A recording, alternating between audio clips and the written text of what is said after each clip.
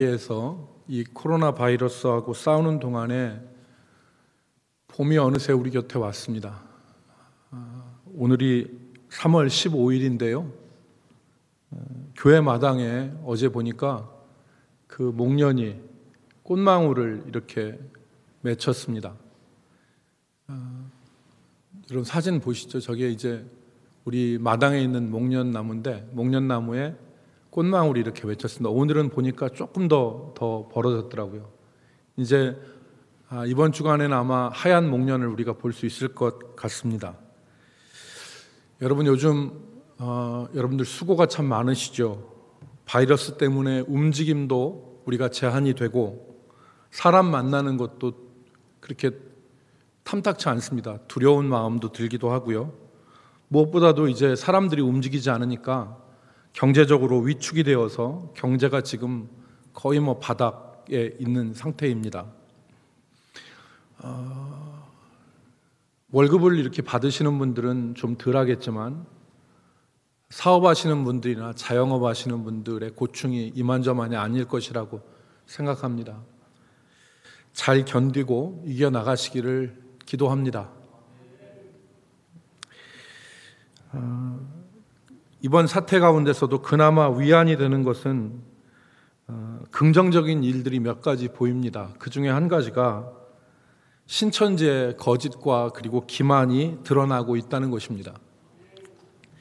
신천지가 그동안 얼마나 거짓과 기만을 일삼으면서 이 교회와 사회를 어지럽혔는지 우리가 잘 압니다. 일명 이 모략이라고 하는 거짓말을 정당화시켜서 부모를 속이고 남편을 속이고 친구를 속이면서도 그것을 성경에 나오는 말로 미화해서 거짓을 일삼으면서 그렇게 활동을 했습니다. 한 예를 들면 자기가 타겟으로 삼은 사람을 포섭하기 위해서 신천지 내부에 있는 사람들과 짜고 마치 전혀 모르는 사람인 것처럼 접근해서 기도해 보니까 당신의 영에 문제가 있다. 혹은 내가 기도해 보니까 하나님이 당신에게 이런 문제가 해결되어지는 것을 내게 말씀하셨다. 이렇게 신령한 모습으로 다 가장을 하고 접근해 왔습니다. 이미 그 옆에 있는 사람을 통해서 모든 정보와 모든 상황을 다 알고도 이 소위 얘기하는 신령한 코스프레를 한 거죠. 그래서 사람들을 포섭을 했는데 자기의 상황과 정보가 다 넘어가 있는 줄도 모르고 그 신령한 사람에 빠져서 신천지 교인으로 이렇게 빠지게 되는 일이 얼마나 많이 있었습니까? 이런 종교적인 사기를 모략이라고 정당화하는 집단이 바로 신천지입니다. 예수님은 아무리 그럴싸한 얘기를 하고 아무리 신령한 말을 해도 그 본질을 꿰뚫을 수 있는 말을 하셨는데 그것이 바로 거짓이 마귀의 수단이라는 것입니다. 거짓은 마귀의 수단이다. 요한복음 8장 44절에서 예수님께서 마귀에 대해서 말씀하시면서 이 마귀는 거짓말장이요 본래 거짓의 아비였다 그랬습니다. 거짓말장이요 거짓의 아비였다. 이 아비라는 말은 원조란 뜻입니다. 거짓이 마귀로부터 나왔다. 이런 신천지의 거짓이 기만이 드러나고 있습니다. 대구에서 목회하시는 목사님과 지난주에 제가 통화를 했습니다. 어떻게 지내시냐 그랬더니 대구는 지금 한 7, 80% 이상의 시장과 상점들이 다 문을 닫았다고 그래요. 그리고 교회에서 모이기도 참 그 대구는 다 봉쇄가 됐기 때문에 교회 자체에서 예배를 드리지 못한답니다. 그런 상황이 있는데 그래도 감사한 것은 교회에 잠입해 있는 신천지들이 속속 드러나고 있다는 겁니다. 대구의 한 교회에서는 교회 시무권사로 있는 사람 중에 이 사람이 신천지로 드러났습니다. 찬양대에 있는 사람들이 신천지로 드러났습니다. 왜냐하면 다 감염이 됐기 때문에 역학조사를 하니까 이 사람이 신천지 교인이라는 게 드러난 겁니다. 그들이 교회 안에서 얼마나 많은 분쟁을 일으켰고 얼마나 많은 그 분란을 조장했는지, 고신 측의 한 교회는 그 신천지 그 권사가 주동을 해서 교회가 반쪽이 났답니다. 결국 알고 보니까 그 사람이 신천지였다. 대구 지역은 이번 사태가 진정되면 영적으로는 더 깨끗한 도시가 될 것입니다. 그리고 더 나아가서 우리나라 교회들도 이번 사태를 통해서 영적으로 더 깨끗해지고 정결하게 되어지는 은혜가 있었으면 좋겠습니다. 오늘 말씀의 제목을 죄악으로 물든 심령에 희망과 가능성은 있는가라고 정했습니다. 죄악으로 물든 심령에 희망과 가능성은 있는가? 우리는 때때로 절망합니다. 과연 나는 구원받을 자격이 있는지, 구원받은 하나님의 자녀로서 내 삶이 이래도 괜찮은지, 이런 물음 속에서 우리는 낙심하고 절망을 합니다. 내 행위와 내 믿음을 보면 나는 구원받기는 틀렸다라고 생각이 들 때도 있습니다. 오늘 우리가 읽은 말씀의 저자인 예레미야가 일찍이 이 사실을 언급을 했습니다. 이에 대해서 예레미야가 언급한 것은 인간의 마음입니다. 인간의 마음. 여러분, 지난주에 우리가 예레미야를 가리켜서 자신의 온몸으로 시대에 저항하면서 살았던 인물이라고 했습니다. 한마디로 예레미야를 표현하자면 예레미야는 자신의 온몸을 던져서 시대에 저항한 인물이다라고 표현할 수 있습니다. 예레미야는 주전 627년 요시야 왕 제13년에 하나님의 부르심을 받고, 말씀이 임하여 하나님의 부르심을 받고 587년 예루살렘이 멸망할 때까지 40년 동안 줄기차게 하나님의 말씀을, 그러니까 자신의 온몸을 던져서 부패한 시대 속에서 하나님의 말씀을 전하면서 시대에 저항하면서 살았던 인물이 바로 예레미야입니다. 그가 말씀을 전한 시기는 유다가 멸망하기 바로 직전입니다. 그 시기에 유다는 두 강대국의 틈바구니에 끼어서 있었습니다. 남쪽으로는 애굽과 북쪽으로는 바벨론 사이에 있었는데, 이 두 애굽과 바벨론이 팽창하면서 팽창 정책을 폈을 때 충돌하는 곳이 바로 유다였습니다. 그 틈바구니에 약소국인 유다가 존재하고 있었습니다. 그래서 누구를 의지하고 누구에게 붙어야 되는지가 유다 지도자들의 고민이었습니다. 여러분, 유다 역사에서 이름이 잘 나오지 않는 여호야하스와 또 여호야긴이라는 사람이 있습니다. 이 두 사람은 왕이었지만 3개월씩밖에 왕을 하지 못했습니다. 왜?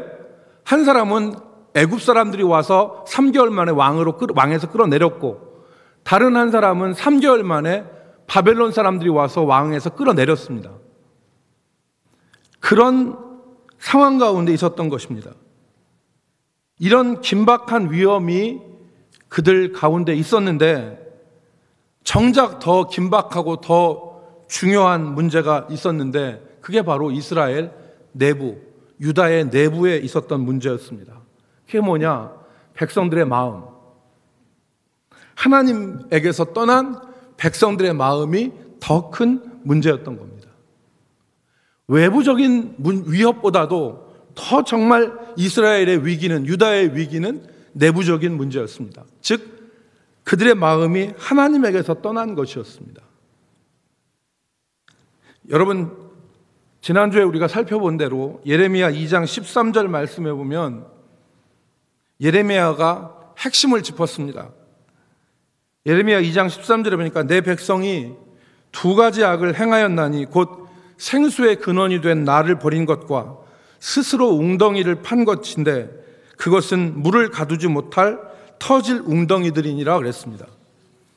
여기서 하나님을 버린 것과, 생수의 근원이 되는 하나님을 버린 것과 그리고 물을 가두지 못할 터질 웅덩이들이라고 했는데, 여기에 이 터질 웅덩이들은 하나님을 대신하여 의지한 애굽과 바벨론을 가리키는 것입니다. 이스라엘의 마음이 하나님에게서 떠나고 그들의 마음은 심히 부패해 있었습니다. 예레미야 17장 9절 말씀해 보니까 만물보다 거짓되고 심히 부패한 것이 마음이라 그랬습니다. 만물보다 거짓되어지고 심히 부패한 것이 마음이라. 40년 동안 줄기차게 예레미야는 유다 백성들에게 너희 길과 행위를 바르게 하라 라고 전했습니다. 외쳤습니다. 그런데 그러지 않았습니다. 그들의 마음이 돌아오지 않았습니다. 여러분, 예레미야 2장 18절로 19절 말씀을 우리가 같이 읽어보기를 원합니다. 예레미야 2장 18절로 19절 말씀에 보니까 같이 읽겠습니다. 내가 시올의 물을 마시려고 애굽으로 가는 길에 있음은 어찌됨이며 또 내가 그 강물을 마시려고 아수르로 가는 길에 있음은 어찌됨이냐. 내 악이 너를 징계하겠고 내 반역이 너를 책망할 것이라. 그런즉 내 하나님 여호와를 버림과 내 속에 나를 경외함이 없는 것이 악이요 고통인 줄 알라. 주 만군의 여호와의 말씀이니라. 말씀을 좀 띄워주십시오. 이 18절에 보니까 내가 시올의 물을 마시려고, 이 시올은 나일강의 다른 말입니다. 애굽에 있는 나일강의 물을 마시려고 애굽으로 가는 길에 있으면 어찌됨이며 또 내가 그 강물을 마시려고 아수르로 가는 길에 있으면 어찌됨이냐. 19절의 말씀해 보니까 내 악이 너를 징계하였고 내 반역이 너를 책망할 것이라. 그런즉 내 하나님 여호와를 버림과, 그들의 마음의 상태죠. 하나님을 버림과 내 속에 나를 경외함이 없는 것이, 하나님을 버리는 것과 네 속에 하나님을 경외하는 마음이 없는 것이 악이요 고통인 줄 알라. 여러분, 만물보다 심히 부패하고 거짓된 것이 마음이라 그랬는데, 이때 당시에 이스라엘 백성들의 마음에 하나님이 없었습니다. 입으로는 하나님 했지만 그들 마음속엔 정말 하나님이 없었고, 더더군다나 없었던 것은 하나님을 경외하는 마음이 그들에게는 없었던 겁니다.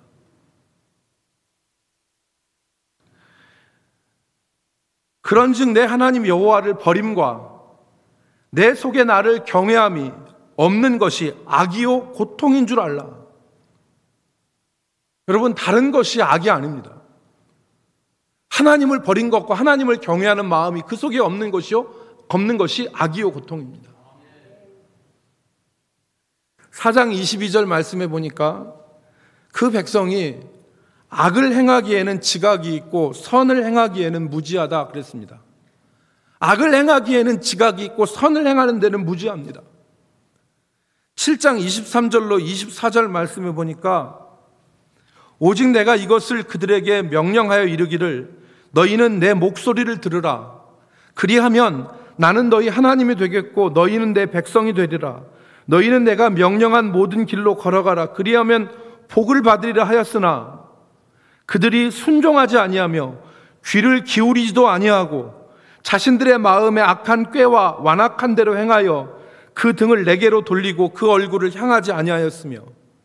무슨 말입니까? 하나님이 제발 내 목소리 들어라, 내 길로 행하라 그래도 그들이 하나님의 말씀을 듣지 않고 순종하지 않고 귀를 기울이지 않고 자신들의 마음에 악한 꾀와 완악한 대로 행하여 마지막에 뭐라고 했습니까?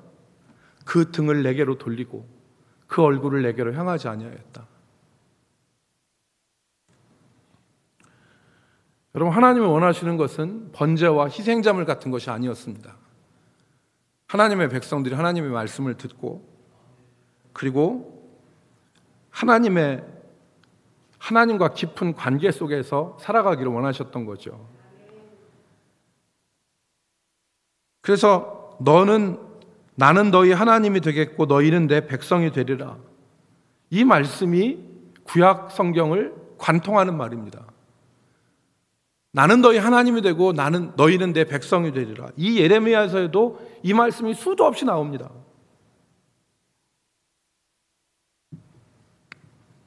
그런데 하나님께 등을 돌리고 얼굴을 향하지 않습니다.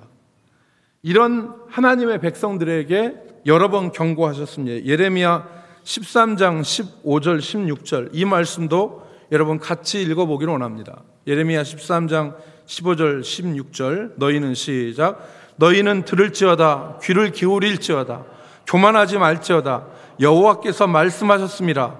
그가 어둠을 일으키시기 전 너희 발이 어두운 산에 거치기 전 너희 바라는 빛이 사망의 그늘로 변하여 침침한 어둠이 되기 전에 너희 하나님 여호와께 영광을 돌리라. 여러분 하나님의 경고 아니겠습니까? 하나님의 경고입니다. 어둠을 일으키시기 전에 너희 발이 어두운 산에 거치기 전에 너희가 바라는 빛이 사망의 그늘로 변하기 전에 빛을 바라지만 그 빛이 오는 게 아니라 사망의 그늘로 변하기 전에 침침한 어두움이 되기 전에 너희 하나님께 영광을 돌리라. 여러분 이것은 오늘 우리 이 시대에 하나님 우리에게 주시는 말씀이기도 합니다. 너희가 바라는 빛이 사망의 그늘이 되기 전에 하나님께 영광을 돌려라. 너희가 바라는 빛이 너희는 빛을 바라고 기도하지만 사망의 그늘이 엄습해 올 수도 있는데 그러기 전에 하나님께 영광을 돌려라. 왜 이렇게 벗어났습니까? 왜 이렇게 이스라엘이 하나님 앞에 이렇게 40년 동안 아니 그 이전부터 하나님 앞에 이렇게 살 수밖에 없었습니까? 왜 이렇게 이스라엘은 하나님을 버리고 하나님께 반역하여 하나님께 등을 돌리면서 살았습니까? 문제는 마음이었습니다. 그 마음에 하나님을 향하는 방향과 하나님을 경외하는 소원이 없었던 것입니다. 입으로는 하나님하고 매일매일 예배는 드려도 그 마음에 하나님을 경외하는 것과 그 마음에 하나님이 없었던 것입니다.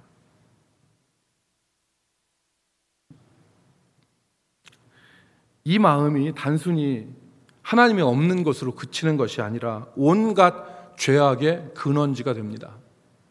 이 부패한 마음이 온갖 죄악의 근원지가 됩니다. 예레미야 9장 8절로 9절 말씀해 보니까 그들의 혀는 죽이는 화살이라 거짓을 말하며 입으로는 그 이웃에게 평화를 말하나 마음으로는 해를 꾸미는도다. 내가 이 일들로 말미암아 그들에게 벌하지 아니하겠으며 내 마음이 이런 나라에 보복하지 않겠느냐 여호와의 말씀이니라. 혀가 죽이는 화살이라는 겁니다. 입으로는 화평을 말하나 그 마음으로는 해를 꾸미는 이 거짓된 마음. 하나님께서 이런 사람들에게 벌하지 않고 이런 나라에 보복하지 않으면 어찌하시겠느냐? 예레미야를 읽다 보면 이 말이 반복되어 나오죠. 하나님이 이런 나라에 보복하지 아니하시겠느냐? 여러분 예레미야 14장 14절 말씀을 보십시오. 여호와께서 내게 이르시되 선지자들이 내 이름으로 거짓 예언을 하도다. 나는 그들을 보내지 아니하였고 그들에게 명령하라 이르지 아니하였거늘 그들이 거짓 계시와 점술과 헛된 것과 자기 마음의 거짓으로 너희에게 예언하는도다. 하나님께 받지 않았습니다. 그런데 이게 하나님의 뜻이라고 외쳐대는 사람들이 너무 많습니다. 요즘에도 그렇죠. 자기 어설픈 생각을 가지고 하나님의 뜻이라고 외쳐대는 사람이 얼마나 많습니까? 하나님이 보내시지 않았다는 거예요. 하나님이 보내지 않았다는 겁니다. 그런데 자기 거짓된 마음으로 예언하는 겁니다. 이게 거짓 선지자죠. 이 부패한 마음에는 한계가 없습니다. 여러분, 이 부패한 마음에는 끝이 없습니다. 부패한 마음이 여기까지가 부패한 마음의 끝일 거야 라고 생각하는 끝이 없다는 겁니다. 이 부패한 마음은 끝이 없어서 온갖 죄악이 이 부패한 마음 가운데 나옵니다. 여러분 2017년에 3년 전에 여기 충남 천안에 거주하는 20대 여성이 생후 6개월 된 자기 아이를 목졸라 죽였습니다. 그 이유가 동거하였던 남자가 전날 외박을 하고 들어오지 않자 분한 마음으로 아이를 죽인 것입니다. 여러분, 기사가 저기 나오죠. 젖먹이를 어떻게 라고 하는 제목으로 기사가 났습니다. 동거남과 생활을 하는데 생활이 어렵고 동거남이 바람을 피고 불성실하니까, 그래서 SNS, 아마 카톡이겠죠. 아이 죽인다 해도 확인도 안 하니까 그 밤에 이 20대 여자가 6개월 된 아이를 목 졸라 죽였습니다. 제정신이면 이렇게 했겠습니까? 제정신이면.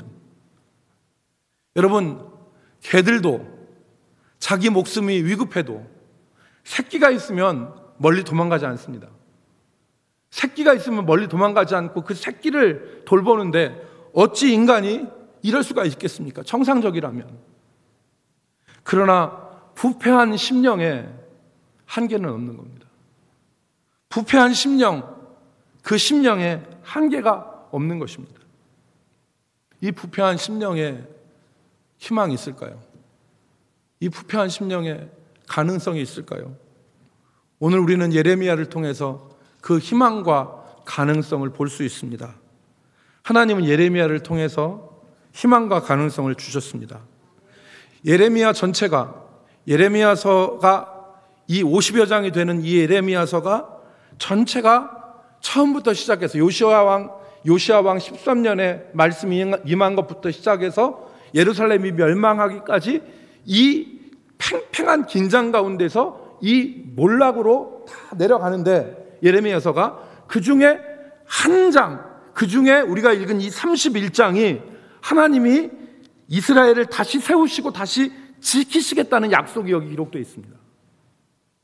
그 팽팽한 몰락으로 가는 긴장감 속에서 31장이 기록되어진 겁니다.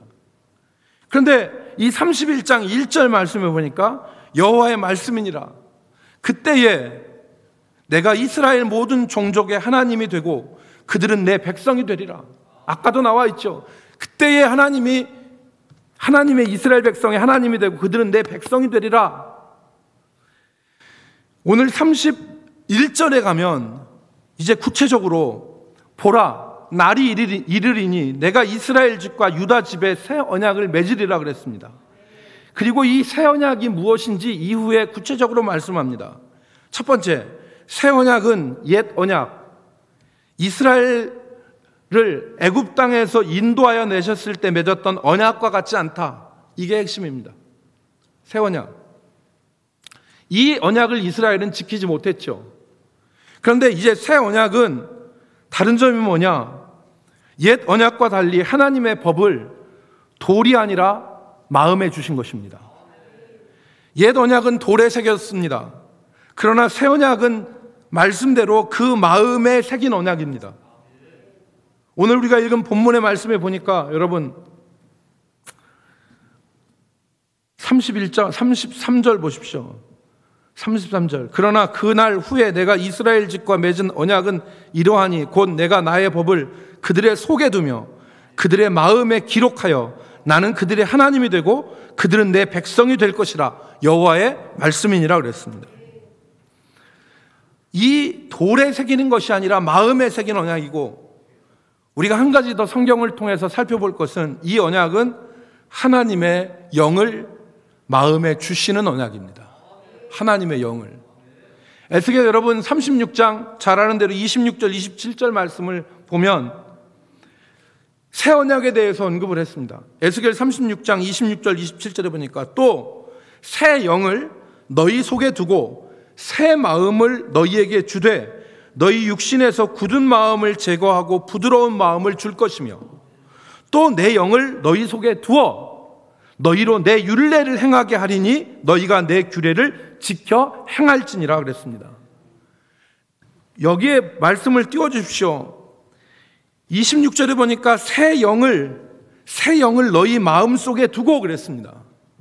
새 언약에 약속하신 우리 마음에 하나님의 법을 두신다는 것과 일맥상통하는 말이죠. 그리고 27절에 보니까 내 영을 너희 속에 두어서 너희로 내 율례를 행하게 하리니 옛 언약의 당사자들이 지키지 못했던 하나님의 율례, 하나님의 규례를 지킬 수 있도록 하시겠다는 겁니다. 그러니까 이 하나님의 영을 주셔서 하나님의 영으로 하나님의 율례와 규례를 지킬 수 있도록 하시는 게 새 언약이죠. 그 다음에 이 새 언약은 진정한 하나님의 백성으로 살아갈 수 있게 하는 언약입니다. 33절 하반절에 우리가 읽었듯이 나는 그들의 하나님이 되고 그들은 내 백성이 되리라. 여호와의 말씀이니라. 진정한 하나님의 백성으로 살아갈 수 있도록. 마지막으로 이 새 언약의 핵심은 이 언약에 참여하는 사람들이 하나님을 알고 하나님과 동행하는 깊은 관계에 들어가는 데 있습니다.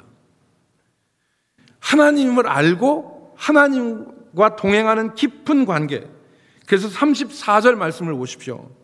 그들이 다시 각기 이웃과 형제를 가르쳐 이르기를 너희는 여호와를 알라 하지 아니하리니 이는 작은 자로부터 큰 자까지 다 나를 알기 때문이라 그랬습니다. 이 새 언약에 동참하여서 이 새 언약에 하나님이 주신 영으로 그 마음속에 품는 자들은 하나님을 안다는 겁니다. 여기서 누누이 얘기했지만 이 안다는 히브리 동사는 야다라는 말을 씁니다. 이 야다라는 말은 단순한 지식적인 알미 아니라 관계를 통한 깊은 알을 얘기합니다. 부부가 육체의 관계를 통해서 서로를 아는 것, 그게 야다입니다. 내가 저 사람을 그냥 얼굴만 알 수도 있는데 사람이 부부가 육체적 관계를 통해서 서로에 대해서 속속들이 깊이 아는 것, 그 알을 히브리서에 야다라고, 히브리어로 야다라는 말을 씁니다. 그러니까 오늘 그때의 큰 자나 작은 자로부터 큰 자까지 다 나를 안다라고 하는 이 말은 하나님과 깊은 관계 속에 들어가게 된다, 그 말입니다. 이 알미 얼마나 중요하냐. 예수님이 요한복음 17장에서 중요한 말씀을 하셨습니다. 예수님이 영생에 대해서 말씀하셨는데 영생은 그랬습니다. 예수님이 영생은 그랬습니다. 그때 사람들이 기대할 때 영생은 선을 행한다거나 영생은 공의를 행하는 사람들이 취하는 것이다, 이렇게 기대하면서 말씀을 들었는데 예수님은 그와 같은 말씀을 하지 않으셨습니다. 영생은 우리가 요한복음 17장 3절의 말씀을 보니까 곧 유일하신 참 하나님과 그가 보내신 자 예수 그리스도를 어떻게 하는 것이다? 아는 것이다. 이때 아는 것이라는 말이 오늘 에스겔서에, 이 예레미야서에 나오는 이 아는 것과 동일한 말입니다. 영생은 유일하신 참 하나님과 그가 보내신 자 예수 그리스도를 아는 것이다. 이 아는 것, 깊은 관계에 들어가는 것이 영생의 조건이다, 영생이다, 이렇게 말하는 것입니다. 그러므로 새 언약에 하나님께서 그 마음에 영을 주심으로, 하나님의 영을 주심으로 하나님을 알게 하시는 것입니다. 하나님을 알고 하나님의 뜻을 행하고 진정한 하나님의 백성이 되는 새 언약의 핵심, 새 언약의 엔진이라고 표현하고 싶습니다. 새 언약의 엔진은 하나님의 영, 성령, 그것을 그 마음에 주시는 것입니다. 성령이 무슨 일을 하십니까? 우리가 교리 시간에 다 배웠죠. 성령이 하시는 일은 첫째, 죄의 비참함을 깨닫게 합니다. 죄 가운데 빠져있는 사람들에게 죄의 비참함을 성령이 깨닫게 하시고, 둘째, 예수를 구주로 고백하게 하시는 일을 성령께서 하십니다. 아무든지 성령이 아니고서는 예수를 주라고 고백할 수 없다 말씀하셨습니다. 세 번째, 예수 그리스도께서 십자가에 피 흘리신 사건을 주관적 자기의 것으로 받아들이게 합니다.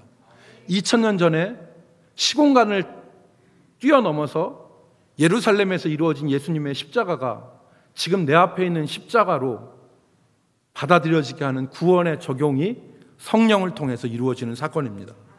네 번째, 성령은 신자들에게 하나님의 말씀을 조명하여서 깨닫게 하십니다. 그리고 다섯 번째, 성령은 죄와 싸워 하나님의 뜻대로 살아갈 수 있는 힘과 은혜를 주십니다. 더 나아가서 성령은 성도들을 하나님을 닮은 자로서 만들어 갑니다. 그래서 여러분, 우리가 잘 아는 대로 갈라디아에서 말씀처럼 성령의 열매가 사랑과 희락과 화평과 오래 참음과 자비와 양성과 충성과 온유와 절제인데, 이게 하나님의 성품입니다. 그래서 성령이 하나님의 성품으로 살아가게 만드는 것입니다. 그래서 옛 언약 가운데 실패한 백성들에게 새 언약을 주시고 하나님이 그 보증으로 성령을 주신 것입니다. 그러므로 예수님께서 십자가에 달리기 전에 마지막 식사 때에 잔을 주시면서 하시는 말씀이, 이것은 죄사함을 얻게 하려고 많은 사람을 위하여 흘리는 바 나의 피 곧 언약의 피라 그랬습니다. 예수님께서 십자가에서 우리 죄를 해결하시고 약속대로 성령이 각 사람에게 임하셔서 이 새 언약이 성취된 겁니다. 예수님이 십자가에 죽으심으로 성령이 각 사람에게 임함으로 이 새 언약이 성취되어진 것입니다. 그렇다면 여러분, 이 새 언약은 자동적으로 이루어지는가? 출애굽 시대와 예레미야 시대를 산 사람들은 부패한 심령으로 말미암아서 언약을 깨트리고 하나님에게서 등을 돌렸습니다. 그러면 오늘 이 시대에 사는 우리들, 이 시대에 사는 사람들은 어떻습니까? 우리는 자동적으로 새 언약의 축복에 거하게 되는 것입니까? 우리가 자동적으로 새 언약의 축복에 거하게 됩니까? 우리는 경험적으로 그 대답이 아니라는 것을 알고 있습니다. 자동적으로 되지 않습니다. 아까도 말씀드렸다시피 새 언약의 엔진은 성령의 역사입니다. 이 성령의 역사가 있어야 하나님의 말씀을 지킬 수 있고 하나님을 알 수 있고 하나님과 동행할 수 있습니다.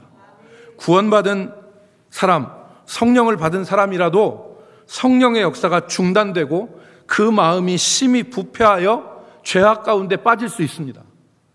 구원받고 성령 받은 사람이라 할지라도 성령의 역사가 중단되어지면 그 마음이 심히 부패하고 죄악 가운데 떨어질 수밖에 없습니다. 이 새 언약의 핵심은 성령 충만함에 있습니다. 성령 충만해야 부패한 심령에서 나오는 죄의 역사를 이기고 하나님의 뜻을 행할 수가 있습니다. 누구라도 성령 충만하지 않으면 새 언약의 백성으로 살아갈 수 없습니다. 다시 옛사람으로 돌아가서 하나님에게 등을 돌리고 자기 뜻대로 살아갑니다. 성령 충만하지 않으면. 레트 도슨이라는 사람이 이런 말을 했습니다. 혹시라도 이게 자막에 띄어집니까? 안 띄어집니까? 여러분 한번 잘 들어보십시오. 7페이지 중간에 있습니다. 레트 도슨이라는 사람이 죄는 하나님이 너는 뭐뭐하지 말지니라 라고 하신 거룩한 말씀을 고집스럽게도 나는 뭐뭐하겠다로 바꾸어 버린다. 여러분 무슨 말인지 이해가 되시죠? 죄는 하나님이 뭐뭐하지 말라고 하신 말씀을 고집스럽게도 나는 뭐뭐하겠다로 바꾸어 버린다는 겁니다. 이게 죄의 성향이죠. 죄의 역사죠. 성령이 아니면 누구도 이 죄의 본성을 이길 수가 없습니다. 하나님이 하지 말라고 하는 것을 기어코 죄는 나는 이거 하겠다고 그런 방향으로 나가는 것입니다.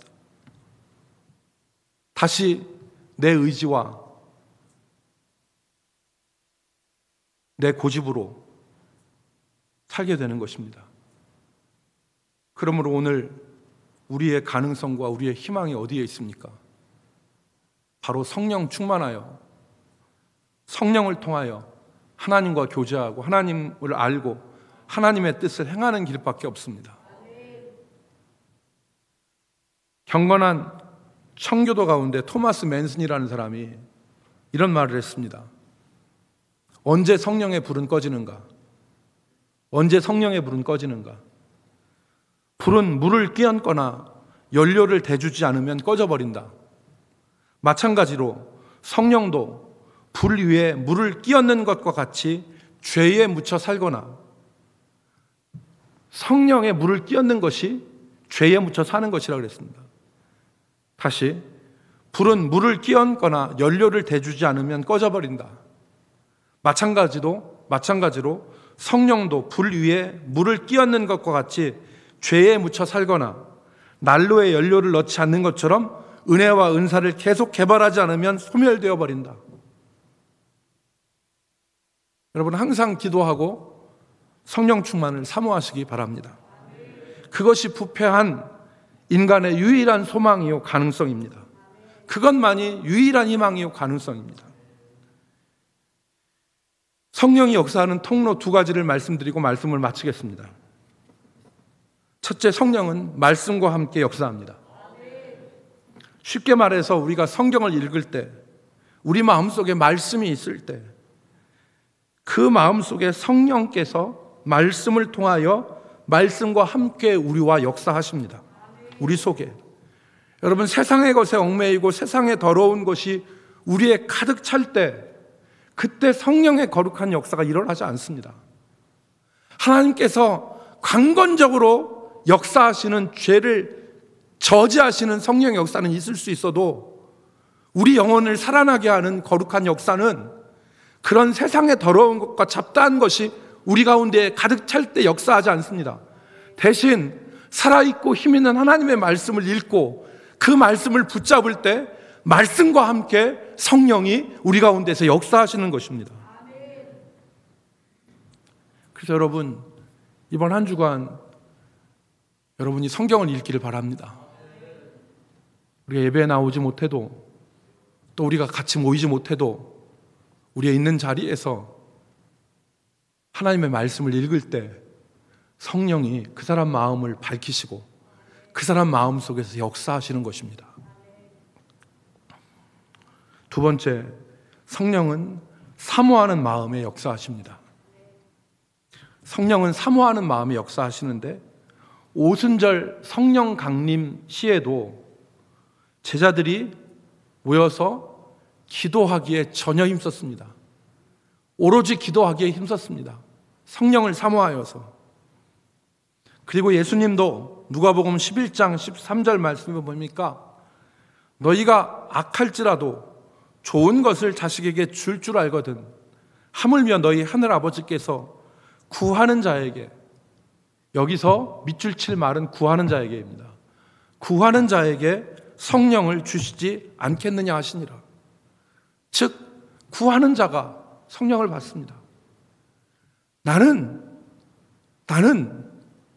도저히 내 힘으로는 이 부패한 마음을 다스릴 수 없고 죄악을 이길 수 없으니 하나님, 내가 이 죄악을 이길 수 있는 성령을 원합니다.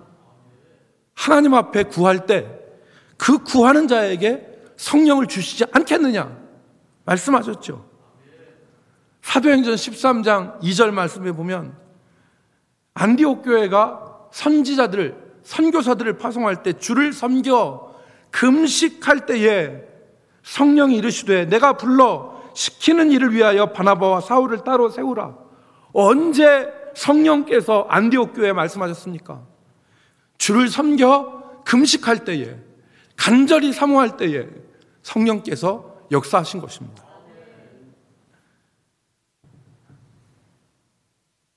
죄악과 싸우면서 하나님의 은혜를 사모하면서 성령을 의지하면 하나님께서는 그 사람으로 성령 충만케 하시고 영적 전쟁에서 승리하게 하십니다.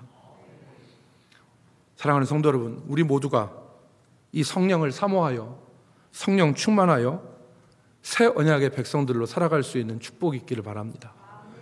그래서 만물보다 심히 거짓되고 부패한 것이 우리의 마음이고, 이 마음이 죄악의 근거지가 되어지는데, 이 죄악 가운데서 하나님의 말씀을, 내 율례와 규례를 능히 행할 수 있는 사람은 새 언약의 백성들밖에 없습니다. 우리 모두가 이 성령을 의지하고 이 절망과 탄식과 한숨의 시대와 상황 가운데서 성령을 통하여, 새 언약을 통하여 희망과 가능성을 찾는 주의 백성들 되기를 주의 이름으로 축복합니다. 기도하겠습니다. 거룩하신 하나님,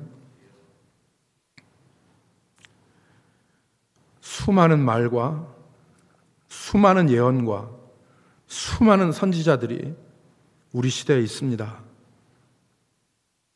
하나님, 그 가운데서 우리가 어떤 희망과 어떤 가능성을 볼 수 있습니까? 오직 하나님께서 말씀하신 그 마음에 하나님의 법을 두고 또 하나님의 말씀으로 순종할 수 있게 하시는 새 언약의 역사밖에 우리에게 가능성과 희망이 없다는 것을 인지하게 하시고, 그리고 우리가 사모하여 성령 충만케 하여 주옵소서. 그래서 우리 모든 성도들이 이 어려운 때를 성령 충만함으로 이겨나갈 수 있도록 인도하여 주시옵소서. 예수님의 이름으로 기도 올리옵나이다. 아멘.